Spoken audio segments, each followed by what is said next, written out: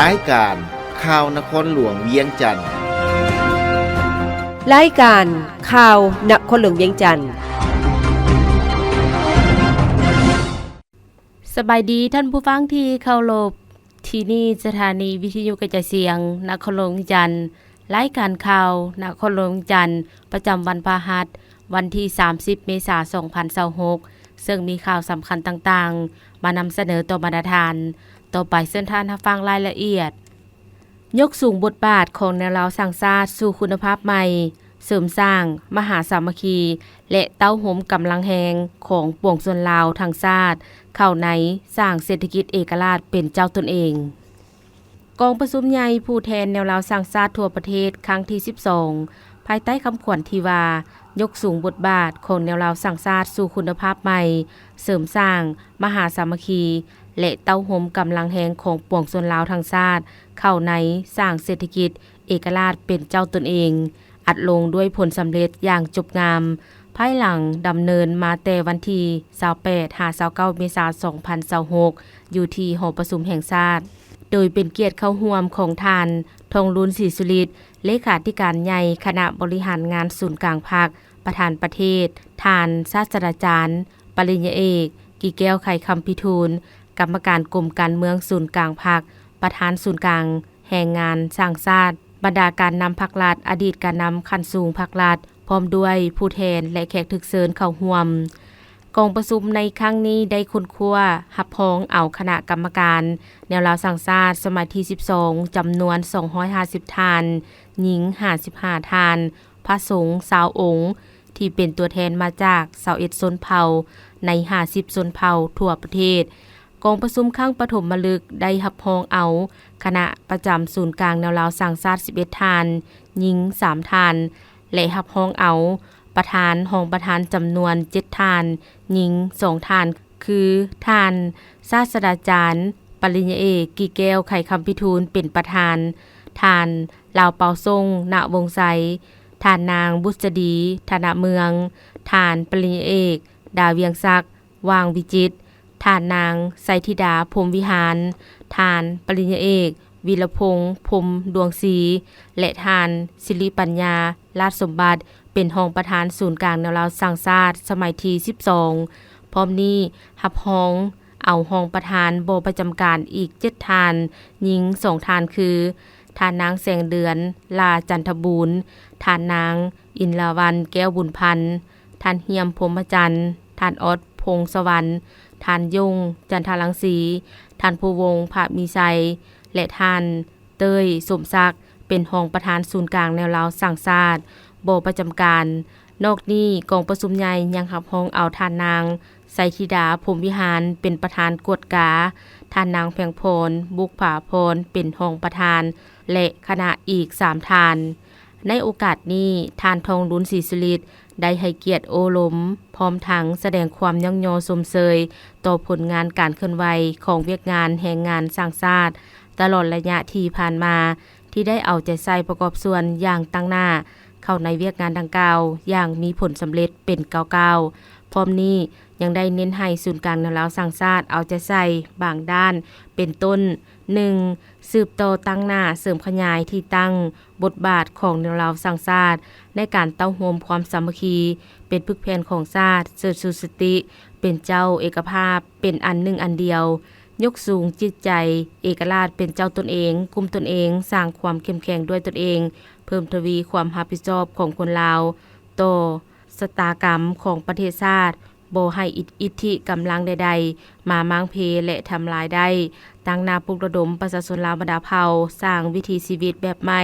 แบบแผนการดำรงชีวิตฮู้ทำมาหากินแบบใหม่ที่ก้าวหน้าฮู้นำใช้ท่าแหงของแต่ละท้องถิ่นของแต่ละครอบครัวเพื่อเฮ็ดให้แนวทางนโยบายการสร้างเศรษฐกิจเอกราชเป็นเจ้าตนเองให้ดีขึ้นสืบต่อจะตั้งปฏิบัติโครงการ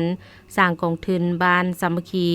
และพัฒนาด้วยรูปแบบการร่วมมือระหว่างแนวราวสร้างชาตินักธุรกิจและประชาชนสร้างกองทุนพัฒนาตามท้องถิ่นสร้างเป็นหน่วยผลิตรวมหมู่เพื่อส่งเสริมการผลิตและจำหน่ายเพื่อก้าวขึ้นเป็นสหกรณ์และเข้มแข็งขึ้นเทื่อละก้าวเฉลิมฉลอง สถาบันลาวญี่ปุ่นครบรอบ25 ปี สถาบันพัฒนาทรัพยากรมนุษย์ลาวญี่ปุ่นจัดงานเฉลิมฉลองวันสร้างตั้งครบรอบ25 ปี เพื่อทบทวนคืนผลสำเร็จอันโดดเด่นในการพัฒนาทรัพยากรมนุษย์และการสร้างความเข้มแข็งด้านธุรกิจอยู่สาธารณรัฐประชาธิปไตยประชาชนลาวพิธีดังกล่าวจัดขึ้นในวันที่28 เมษายน 2026 ที่สถาบัน LGI ภายในมหาวิทยาลัยแห่งชาติให้เกียรติเข้าร่วมโดยท่านรองศาสตราจารย์ปริญญาเอกธงศฤทธิ์มังโนเมฆรัฐมนตรีกระทรวงศึกษาธิการและกีฬาท่านทาซากะทาคูโฮอุปทูตชั่วคราวแห่งญี่ปุ่นประจำสาธารณรัฐประชาธิปไตยประชาชนลาวท่านนางมิยาซากิคาตสึระรองประธานองค์การร่วมมือสากลญี่ปุ่นพร้อมด้วยคณะนำกระทรวงอดีตการนำกระทรวงกรมศูนย์คณะอำนวยการสถาบันพนักงานครูอาจารย์และนักศึกษาอาสาสมัครญี่ปุ่นเพื่อเฉลิมฉลองการประกอบส่วนของสถาบันในการสร้างบุคลากรและนักบริหารธุรกิจให้แก่สาธารณรัฐประชาธิปไตยประชาชนลาวตลอดระยะ25 ปีที่ผ่านมาเพื่อเน้นย้ำถึงความสำคัญของ LGI ในสถาบันเป็นโครงการช่วยเหลือเพื่อการพัฒนาทางการที่ประสบผลสำเร็จสูงสุดของรัฐบาลญี่ปุ่นเพื่อเป็นเวทีพบปะระหว่างอดีตนักศึกษาผู้ประกอบการและองค์การจัดตั้งสากลเพื่อต่อยอดการร่วมมือในอนาคตเพื่อวางทิศทางในการยกระดับความสามารถในการแข่งขันทางอุตสาหกรรมของเราในขณะที่กำลังเกี่ยมพร้อมออกจากสถานภาพประเทศด้อยพัฒนานับตั้งแต่เริ่มต้นในฐานะโครงการบุกเบิก LGI ได้เติบใหญ่กลายเป็นเวทีหลักที่สร้างผลประโยชน์ตัวจริงให้แก่สังคมลาวรัฐบาลญี่ปุ่นผ่านโครงการที่ได้รับการสนับสนุนอย่างต่อเนื่อง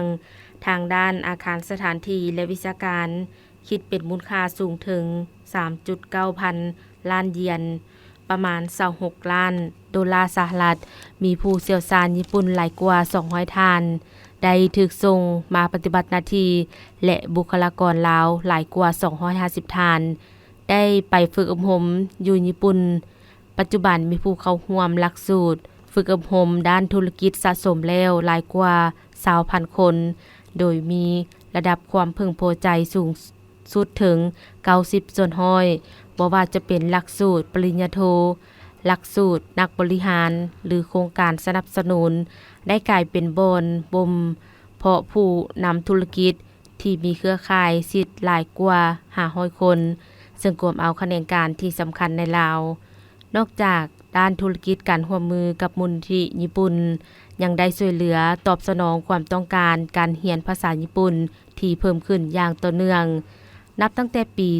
2012 สร้างความเข้าอกเข้าใจอันดีระหว่างประชาชนสองชาติ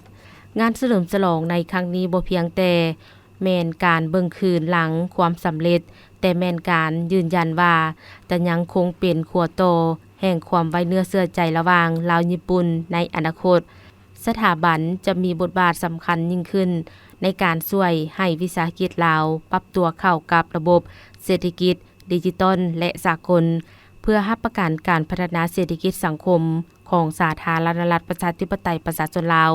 ให้มีความยืนยงและแข็งแรงกว่าเก่าสื่อมวลชนลาวต้องเป็นผู้ปากออกแสงและเป็นขัวโตอันหนักแน่นระหว่างพรรคกับมหาชนในวาระกองประชุมใหญ่ครั้งที่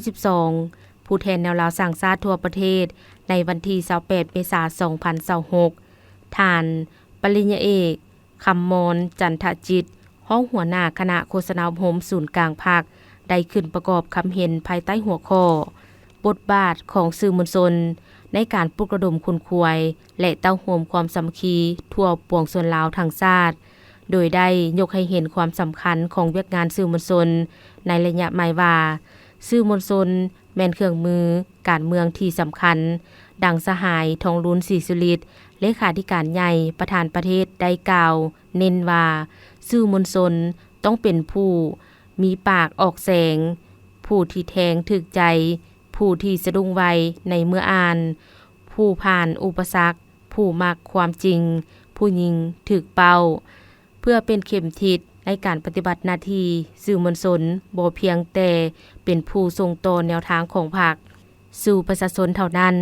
แต่ยังเป็นผู้นำเอาความมุ่งมา่ปรารถนาของประชาชนคืนสู่พรรคสายพัวพันอันสนิทแน่นพรรคกับมหาชนท่านปริญญาเอกคำมรจันทจิตกล่าวว่าในยุคดิจิตอลและ AI ในสภาพที่มีทั้งข้อสะดวกและสิ่งท้าทายหลายประการสื่อมวลชนลาวจึงต้องมีความสะดุ้งไวต่อสู้ตีถอยทัศนะและยั่งยืนความถูกต้องให้ทันการเพื่อให้สื่อมวลชนกลายเป็นกำลังแหงในการเต้าโฮมความสามัคคีท่านได้เสนอ4จุดสุมเพื่อยกสูงบทบาทสื่อมวลชนคือ 1. เพิ่มทวีการนำพาของพรรคสร้างองค์การสื่อให้มีความปลอดใสเข้มแข็งและหนักแน่นทางด้านการเมือง 2. สร้างความเข้มแข็งให้กงจักรับประกัน 4. ลักษณะของสื่อมวลชนลักษณะพรรคลักษณะวิทยาศาสตร์ลักษณะศึกษาสังคมและลักษณะต่อสู้เพื่อปลุกระดมน้ำใจรักชาติและการพัฒนา 3. บำรุงสร้างฐานแถวนักข่าวยกระดับทางปริมาณและคุณภาพให้มีทัศนะการเมืองที่หนักแน่นและทันกับยุคสมัยพร้อมทั้งเอาใจใส่ด้านนโยบายตัวผู้เฮ็ดเวียกสื่อ 4. หันเป็นทันสมัยประกอบพาหนะและอุปกรณ์เทคนิคที่ทันสมัยพัฒนาพื้นฐานโครงสร้างและงบประมาณให้เพียงพอเพื่อให้การกระจายข้อมูลข่าวสารมีประสิทธิผลสูงสุดพร้อมนั้นท่านได้กล่าวเน้นตึงว่า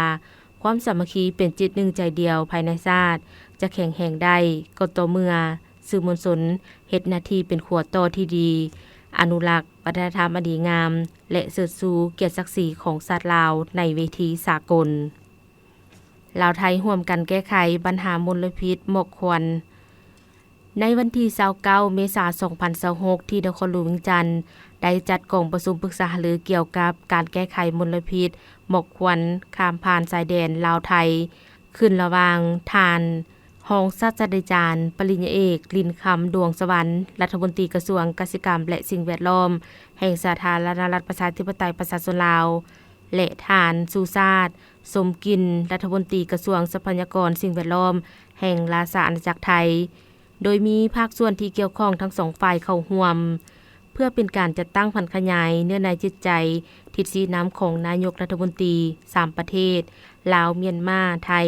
เกี่ยวกับการร่วมกันแก้ไขปัญหามลพิษหมอกควันข้ามผ่านชายแดนพร้อมนั้นยังเป็นการทบทวนคืนการจัดตั้งปฏิบัติบทบันทึกความเข้าใจที่ทั้งสองกระทรวงได้ลงนามร่วมกันผ่านมาและยังจะได้มีการปรึกษาหารือปัญหาอื่นที่ติดพันกับเวียกงานมลพิษหมอกควันและทิศทางแผนการร่วมมือกันในต่อหน้ากองประชุมได้ปรึกษาหารือและแลกเปลี่ยนร่วมกันในแต่ละหัวข้อเป็นต้นหัวข้อที่1สภาพมลพิษหมอกควัน PM 2.5 ในสาธารณรัฐประชาธิปไตยประชาชนลาวและมาตรการแก้ไขหัวข้อที่2การเป็นเจ้าภาพกองประชุม MSC ครั้งที่14และครั้งที่20หัวข้อที่3การจัดตั้งยุทธศาสตร์ฟ้าใสในสาธารณรัฐประชาธิปไตยประชาชนลาวท่านรองศาสตราจารย์ปริญญาเอกลินคำดวงสวรรค์ได้กล่าวว่าโดยปฏิบัติตามผลของกองประชุมทางไกล3ฝ่ายระหว่างนายกรัฐมนตรีสาธารณรัฐประชาธิปไตยประชาชนลาวราชอาณาจักรไทยและเมียนมาที่ได้ตกลงร่วมกันในการแก้ไขปัญหาหมอกควันในเดือนเมษายนปี2023เกี่ยวกับยุทธศาสตร์ฟ้าใสภาคส่วนเกี่ยวข้องของ3ประเทศได้ร่วมกันห่างแผนดำเนินงานยุทธศาสตร์ฟ้าใสฮอดปี2030ซึ่งได้มีการรับรองและประกาศอย่างเป็นทางการในวันที่29ตุลาคม2024ที่กระทรวงการต่างประเทศแห่งราชอาณาจักรไทยโดยการเข้าร่วมของท่านรัฐมนตรีกระทรวงเกี่ยวข้องทั้ง3ประเทศยุทธศาสตร์ฟ้าใสมี5องค์ประกอบคือระบบควบคุมและสกัดกั้นไฟไหม้ลามป่าระบบติดตามและแบบจำลองการกระจายตัวมลพิษทางอากาศการคุ้มครองกสิกรรมแบบยืนยงการนำใช้ระเบียบกฎหมายและการประสานงาน และการจัดตั้งปฏิบัติภายหลังยุทธศาสตร์ดังกล่าวได้ถูกรับรองแล้วกระทรวงกสิกรรมและสิ่งแวดล้อมของพวกเขาได้จัดตั้งปฏิบัติสำหรับทิศทางแผนการในต่อหน้าเกี่ยวกับการจัดตั้งปฏิบัติยุทธศาสตร์ฟ้าใสฮอดปี 2030 มีคือสืบโตอร่วมมือกับราชอาณาจักรไทยและสาธารณรัฐสหภาพเมียนมาจะตั้งปฏิบัติยุทธศาสตร์ฟ้าใสฮอดปี 2030 ให้มีประสิทธิผลเพื่อลดพรปัญหาหมอกควันข้ามผ่านสายแดนเพิ่มทวีควบคุมสกัดกั้นไฟไหม้ลามป่าโดยสุ่มใส่จะตั้งปฏิบัติคำสั่งเลขที่ 11/นย. และนิติกรรมสืบต่อสุขยุส่งเสริมการผลิตกสิกรรมแบบยงโดยลดพรการจูดพื้นที่เพื่อกักเกี่ยมการผลิตกสิกรรมและขยายพื้นที่ตัวแบบเพื่อส่งเสริมกสิกรรมยงให้หลายขึ้นสืบต่อสร้างความเข้มแข็งให้พนักงานศูนย์กลางและท้องถิ่นในการติดตามวัดแทกคุณภาพอากาศและการป้องกันสกัดกั้นไฟไหม้ลามป่าอย่างมีประสิทธิภาพและรูปธรรมมัธยมศึกษาหอมสวรรค์คว้ารางวัลที่ 1 วิชาภาษาลาววรรณคดีม. 7 การสอบเสริมนักเรียนเก่งชั้นมัธยมศึกษาระดับศาสตร์ม. 4 และ ม. 7 ในปีนี้นครหลวงวิจันทร์สามารถญาติได้อันดับที่ 1 หลายวิชาในนี้ชั้นม. 7 วิชาภาษาลาววรรณคดีอันดับที่ 1 แม่นนางอินทรานิสวาสวงศ์จากโรงเรียนมัธยมศึกษาหอมสวรรค์นครหลวงวิจันทร์ซึ่งน้องได้แสดงความรู้สึกความภาคภูมิใจที่สุดที่สามารถคว้าอันดับที่ 1 มาครองได้สำเร็จตามความหวังตั้งใจเอาไว้ที่อยากจะเป็นนักเรียนเก่งระดับชาติในชั้นม. 7โดยสบายดีน้องซื้อนางอินทรานิสวัสดิ์วงศาเป็นตัวแทนนักเรียนเก่งวิชาภาษาลาววรรณคดีชั้นม. 7 มาจากโรงเรียนม. 2 ของสวรรค์เมืองหาดทรายฟองแขวงนครหลวงเวียงจันทน์น้องมีความรู้สึกตื่นเต้นเนาะคือความฝันเลยคือรู้สึกเป็นเกียรติและก็ภูมิใจที่สุดเพราะว่าชัยชนะครั้งนี้มันได้มาจากมากผลของการดุมันขยันเพียรอดทนดุมันความภาคเพียรพยายามจนได้กลายมาเป็นที่ 1 ระดับชาติได้เขาจะบ่สามารถประสบผลสำเร็จในมื้อนี้ได้ถ้าบ่มีความสนับสนุนมาจากหลายๆฝ่ายบ่ว่าจะเป็นทางกระทรวงศึกษาทางผู้อำนวยการโรงเรียนม. 2 ของสวรรค์ทางครอบครัวทางหมู่เพื่อนขอขอบใจทุกๆคนทุกๆฝ่ายที่คอยซัพพอร์ตให้โอกาสและให้โอกาสดีๆที่ได้เห็นถึงแสดงให้เห็นถึงความสามารถและศักยภาพของเด็กน้อยคนนี้มีความใฝ่ฝันเนาะอยากเป็นนักเรียนเก่งระดับชาติขอให้ทุกคนจงตั้งใจในการแสวงหาศึกษาความเพียรความรู้ตั้งใจในการฝึกฝนมันเพียรหล่อหลอมตัวเองให้เป็นคนดีของชาติและก็พร้อมไปด้วยกับการมีความดุมันขยันเพียรความอดทนดุมันเป็นสิ่งสำคัญอย่างนักหนึ่งจึงจะสามารถประสบผลสำเร็จได้ส่วนวิชาคณิตศาสตร์ชั้นม. 7 อันดับที่ 1 ท้าวหวังลีเฮอมัธยมศึกษาพรสวรรค์แห่งชาตินครหลวงวิจันทร์วิชาเคมีศาสตร์ท้าวเพชรนำโชคสุวรรณมณีจากโรงเรียนสามัญมิตรภาพคำมวนกวางปิ้งแขวงคำมวนวิชาฟิสิกส์ศาสตร์นางมณีศิลป์ไสทองปานมัธยมศึกษาพรสวรรค์แห่งชาตินครหลวงวิจันทร์ส่วนอันดับที่ 1 ในชั้นม. 4 วิชาภาษาลาววรรณคดีแม่นท้าวทิตตาวันแก้วมหาวงศ์โรงเรียนสามัญมิตรภาพคำมวนกวางปิ้งแขวงคำมวนวิชาคณิตศาสตร์นางฟ้าใสธรรมโกฏมัธยมศึกษาทาโถมแขวงไส้สมบูรณ์วิชาเคมีศาสตร์นางทิพภาวันย่อยใสคำมัธยมศึกษาสามัญพรสวรรค์แห่งชาตินครหลวงวิจันทร์วิชาฟิสิกส์ศาสตร์ท้าวเวียงทองวรจิตมัธยมศึกษาวิระถาวรนครหลวงวิจันทร์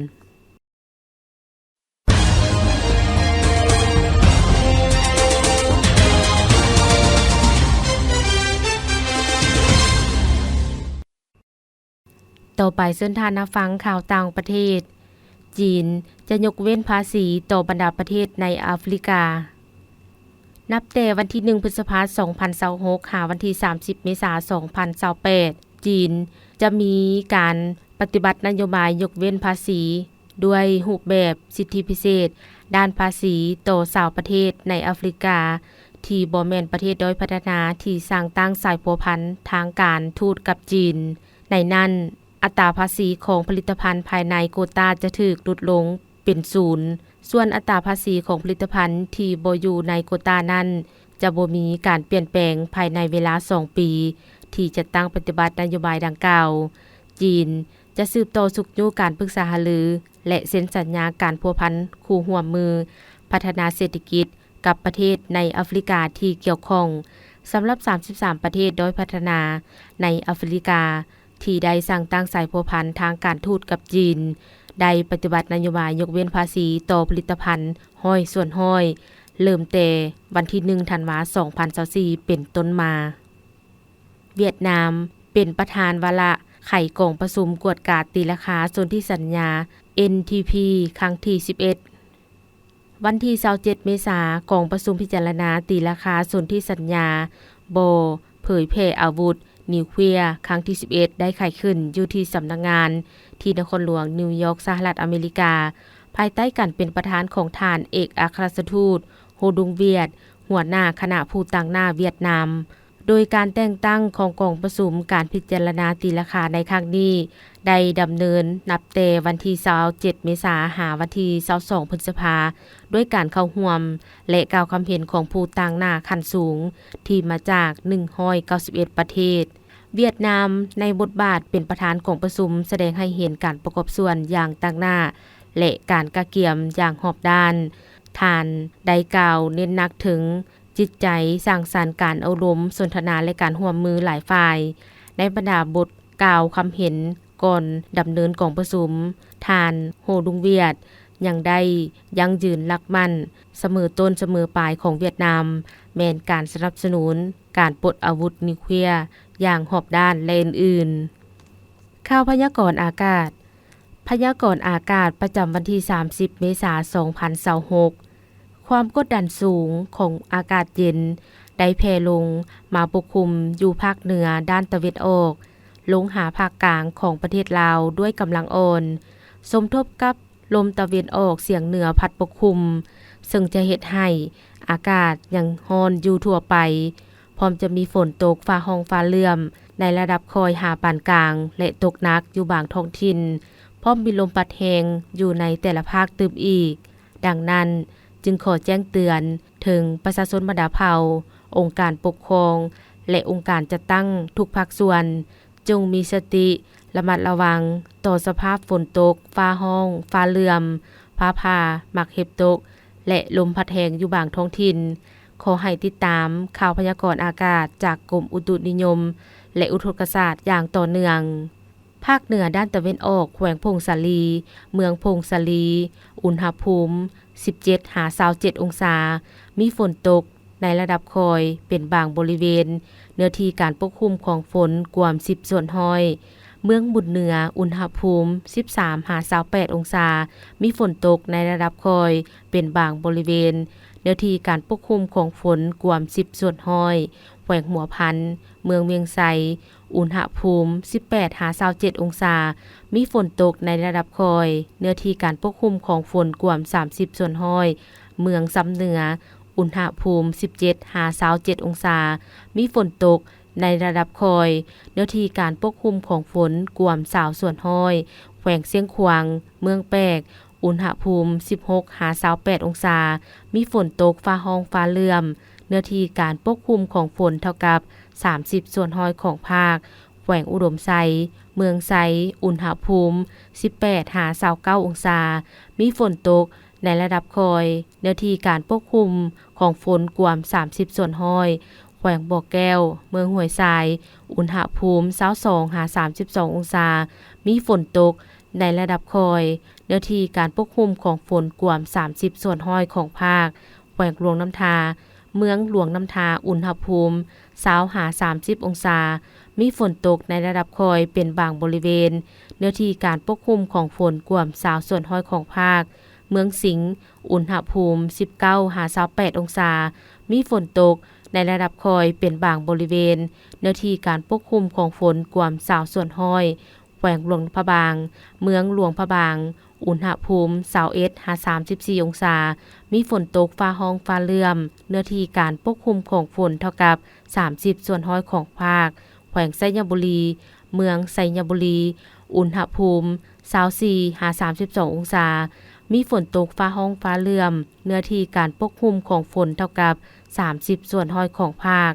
นครหลวงเวียงจันทน์ เมืองจันทบุรีอุณหภูมิ24-32องศามีเฟือปกคลุมเป็นบางส่วนเมืองหาดทรายฟองอุณหภูมิ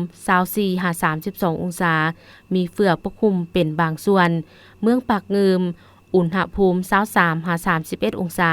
มีฝนตกในระดับคอยเป็นบางบริเวณเนื้อที่การปกคลุมของฝนกว่า10ส่วนห้อยของภาคเมืองสังทอง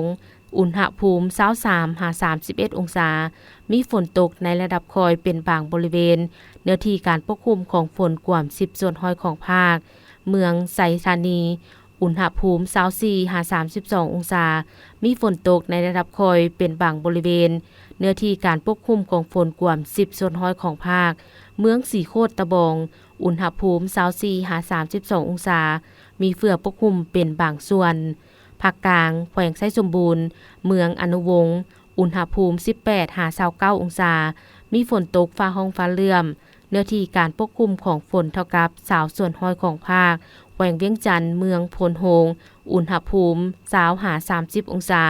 มีฝนตกในระดับคอยเป็นบางบริเวณเนื้อที่การปกคลุมของฝนกว่า20ส่วนห้อยของภาคเมืองวังเวียงอุณหภูมิ19-29องศา